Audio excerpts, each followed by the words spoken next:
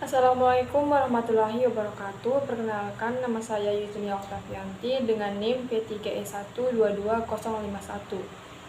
Saya akan memaparkan materi tentang internet. Pertama, saya akan membahas mengenai asal-usul internet. Materi ini bersumber dari dua buku, yaitu Computer Network by Tannenbaum dan CCNA. Internet, kepanjangan dari Interconnected Network, adalah jaringan yang saling terhubung satu sama lain. Internet terdiri dari jaringan-jaringan kecil di bawahnya yang saling terhubung. Dengan kata lain, internet adalah kumpulan jaringan kecil yang saling terhubung. Macam-macam internet yaitu PAN, Personal Area Network, LAN, Local Area Network, MAN, Metropolitan Area Network, dan WAN, Wide Area Network. Jadi, internet itu bukan satu jaringan tunggal, melainkan terdiri dari beberapa jaringan kecil yang terhubung satu sama lain, sehingga membentuk global network atau jaringan global. Secara garis besar, internet tidak direncanakan untuk dibuat oleh orang tertentu dan tidak dikontrol oleh orang tertentu dan tidak punya pusat. Jadi, mirip-mirip seperti Skynet di Terminator. Jadi, apabila dihancurkan atau dimatikan, internet tidak akan bisa. Tahun 1957, Uni Soviet sukses meluncurkan satelit pertama, Sputnik, dan pada saat itu juga Presiden Amerika Dwight D. Eisenhower membuat satu badan di mana badan itu akan mengurusi permasalahan yang terjadi yang disebut sebagai Advanced Research Project Agency atau ARPA. ARPA akan mengurangi semua penelitian yang berkaitan dengan militer. Pada saat Perang Dingin Amerika waktu itu, Amerika menggunakan sistem telepon yang menggunakan hub, yaitu exchange information atau bertukar informasi dari satu instansi militer ke instansi militer lainnya. Akan tetapi, kelemahan sistem ini adalah sistem telepon itu terpusat ke satu hub, dan jika ada serangan nuklir ke satu pusat tersebut, maka semua komunikasi di Amerika akan mati atau offline. ARPA sadar akan kelemahan sistem ini sehingga mereka berpikir keras bagaimana caranya menyelesaikan kelemahan ini atau redundansi ini. Di tahun 1960, Paul Baran, seorang staf biasa di perusahaan RAND, perusahaan outsourcing militer Amerika, dia mengemukakan ide dengan menggunakan sistem jaringan komputer yang kompleks sebagai pengganti sistem telepon terpusat sebelumnya untuk menjawab kekhawatiran militer Amerika. Paul Baran kemudian membuat laporan dan proposal untuk idenya tersebut, tetapi idenya ditolak. Tahun 1967, Larry Roberts, seorang program manajer di ARPA, mempunyai ide bagaimana caranya mengakses komputer dengan jarak jauh atau remote connection, dan Larry Roberts memberikan nama kepada idenya tersebut sebagai networking. Kemudian beliau merancang ide tersebut dengan menggunakan teknologi paket data switching seperti internet sekarang ini. Ternyata NPL, National Physical Laboratory di Inggris, sudah membuat dan menerapkannya. NPL ini membuat jaringan yang menghubungkan beberapa komputer di kampusnya, dan NPL ini terinspirasi dari laporan yang ditolak punya Paul Baran tahun 1960. Setelah Larry Roberts melihat kesuksesan NPL dalam menerapkan teknologinya, beliau juga membuat jaringan yang bernama ARPANET atau jaringan ARPA. Di tahun 1969, jaringan ARPANET sudah jadi dan online, tetapi hanya menghubungkan universitas-universitas, diantaranya UCLA, University of California, UCSB, Universitas California of Santa Barbara, Sri Stanford Research Institute, dan University of Utah. Tahun 1970, NSF, badan di Amerika, melihat ARPANET ternyata sangat berguna untuk saling bertukar informasi antar universitas. Kemudian ARPANET berkembang menghubungkan universitas-universitas lain. NSF melihat perkembangan ARPANET, kemudian membuat NSFNet yang meliputi seluruh Amerika, menghubungkan museum-museum, perpustakaan, badan penelitian, universitas-universitas di seluruh Amerika, badan militer, dan badan-badan penting lainnya. Jadilah WAN pertama atau Wide Area Network pertama di dunia, yaitu jaringan yang menghubungkan seluruh negeri Amerika dan masih terpusat di badan-badan militer atau penelitian dan belum ke publik. Kesuksesan ARPANET dan NSFNet menular ke seluruh dunia. Salah satunya Eropa. Eropa langsung membuat Europnet atau EBON dengan prinsip yang sama dengan ARPANET dan NSFNet. Di Indonesia juga mulai tertarik untuk membuat jaringan komputer pertama. Jaringan komputer pertama di Indonesia dibuat oleh Universitas Indonesia dengan nama UINet tahun 1986. UINet ini menghubungkan 3 universitas seperti UI, ITB, dan UGM.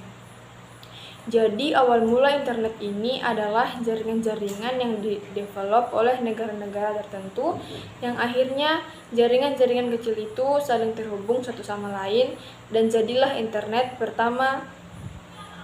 Internet pertama kali masuk ke Indonesia ditandai dengan dikirimnya ping, paket internet Grover yang pertama kali. Ping adalah sebuah paket data yang dikirim untuk mengetes koneksi.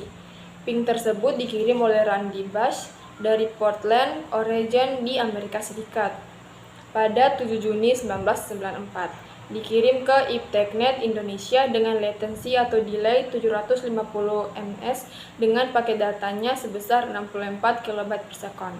Internet mulai berkembang lebih besar lagi ketika tahun 1990-an. Tim Berners-Lee menciptakan World Wide Web atau WWW, halaman web pertama di dunia. Sejak saat itu, mulai muncul email, Napster, platform sharing musik pertama, Google, Facebook, Twitter, dan semua orang bisa mengaksesnya.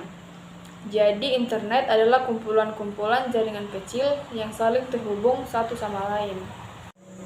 Lanjut dengan materi yang kedua, yaitu tentang bagaimana cara internet bekerja.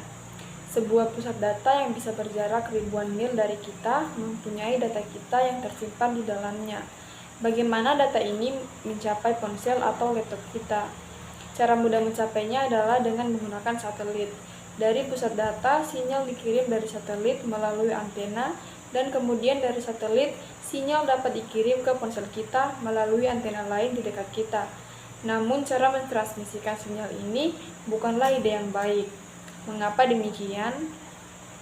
Satelit terpasang hampir 22.000 mil di atas khatulistiwa bumi.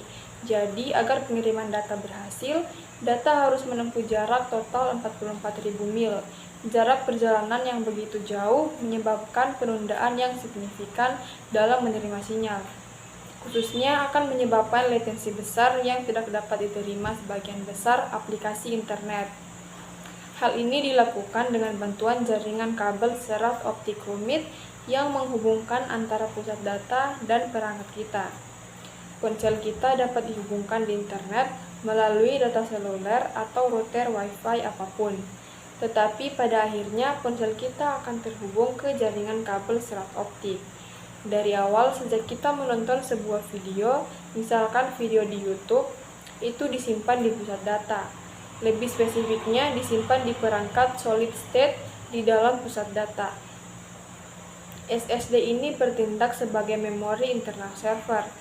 Server hanyalah sebuah komputer yang kuat, tugasnya menyediakan video atau konten tersedia lainnya saat kita memintanya. Sekarang tantangannya adalah bagaimana mentransfer data yang disimpan di pusat data, khususnya di perangkat kita melalui kabel serat optik. Sebelum kita melangkah lebih jauh, kita harus memahami satu konsep penting, yaitu konsep alamat IP. Setiap perangkat yang terhubung ke internet, apakah itu server, komputer, atau ponsel, diidentifikasi secara unik oleh serangkaian angka yang dikenal sebagai alamat IP.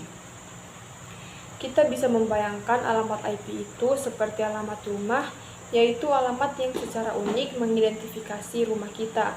Setiap surat yang dikirim ke rumah kita itu karena alamat IP. Demikian pula di dunia internet.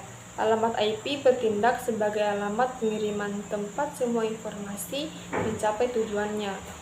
Penyedia layanan internet kita akan memberikan alamat IP perangkat dan kita dapat melihat alamat IP yang diberikan ISP ke ponsel atau ke laptop. Server di pusat data juga memiliki alamat IP. Server menyimpan situs web sehingga kita dapat mengakses situs web apapun hanya dengan mengetahui alamat IP server. Namun sulit bagi seseorang untuk mengingat begitu banyak alamat IP.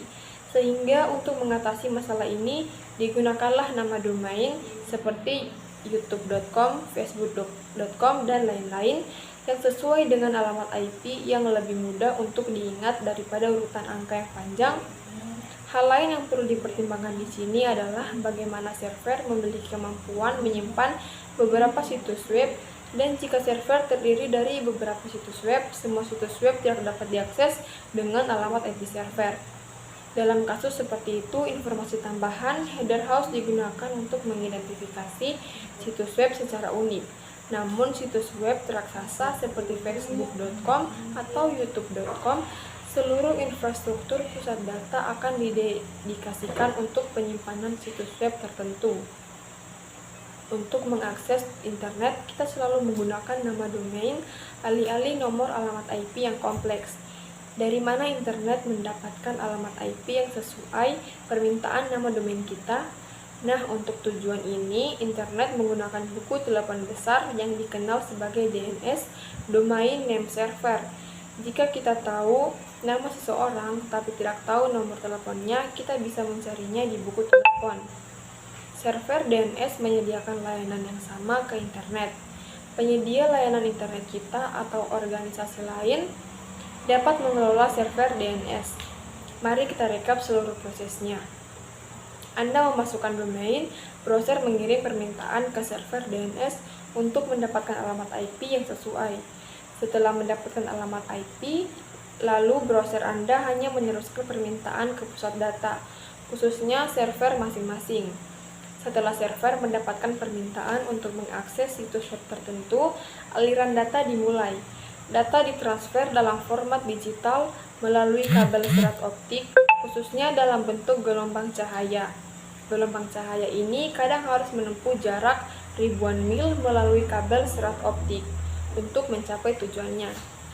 Selama perjalanan, gelombang cahaya seringkali melalui medan yang sulit seperti daerah berbukit atau bawah laut.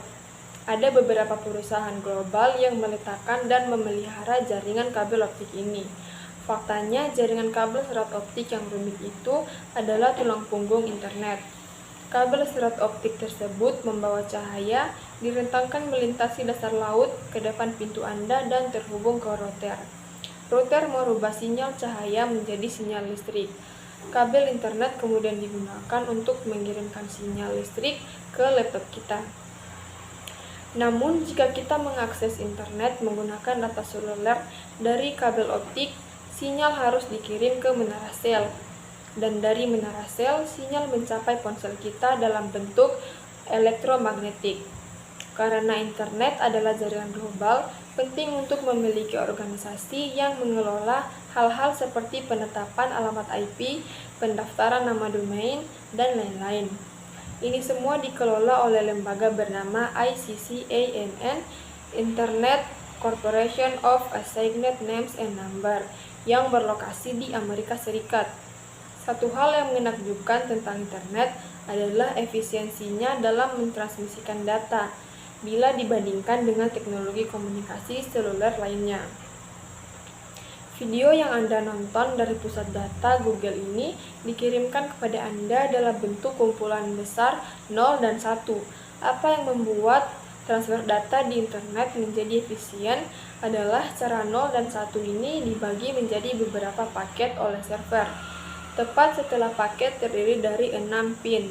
Seiring dengan potongan-potongan video, setiap paket juga terdiri dari nomor urut dan alamat IP server dan telepon Anda. Dengan informasi ini, paket diarahkan ke ponsel Anda.